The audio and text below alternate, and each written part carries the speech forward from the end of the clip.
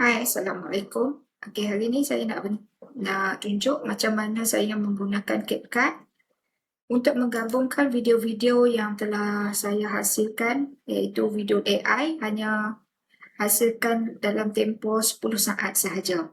Okey, baik, yang pertama sekali buka CapCut.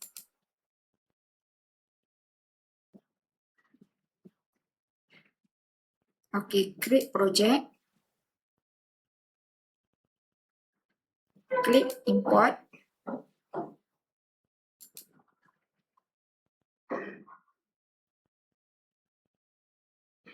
Okey, saya ambil video yang saya hasilkan itu. Kemudian import lagi. Okey, import lagi.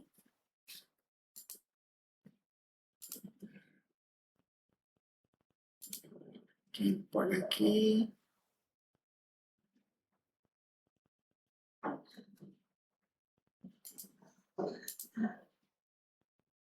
Okey, kan.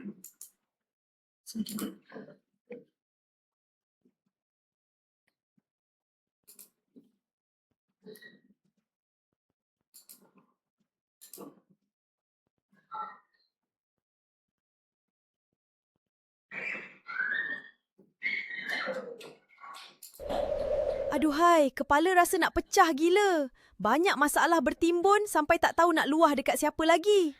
Stresnya meletup weh. Okey, saya nak ambil gambar ni dan saya drag masuk ke sini. Okey, seterusnya saya import lagi video.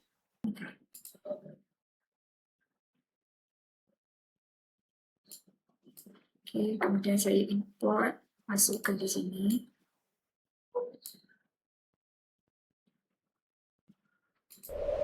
Aduhai, kepala rasa nak pecah gila. Banyak masalah bertimbun. Okey, kemudian saya import lagi video.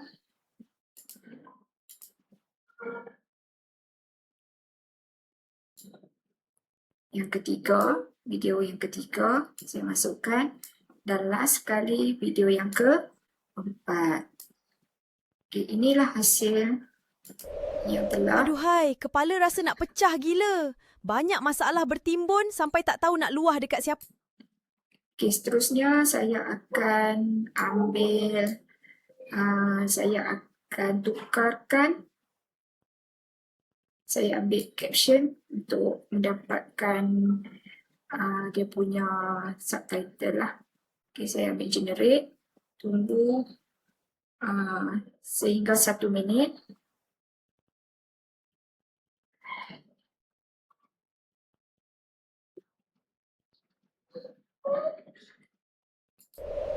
Aduhai, kepala rasa nak pecah gila. Banyak masalah Okey, nak tukarkan template ataupun tulisan tersebut. Okey, saya boleh pilih lah di sini tulisan yang mana yang saya nak.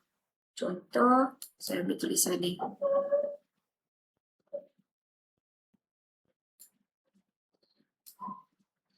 Okey, kita boleh tengok sama-sama video Aduhai, yang telah kepala rasa dihasilkan. nak pecah gila. Banyak masalah bertimbun sampai tak tahu nak luah dekat siapa lagi. Stresnya meletup weh.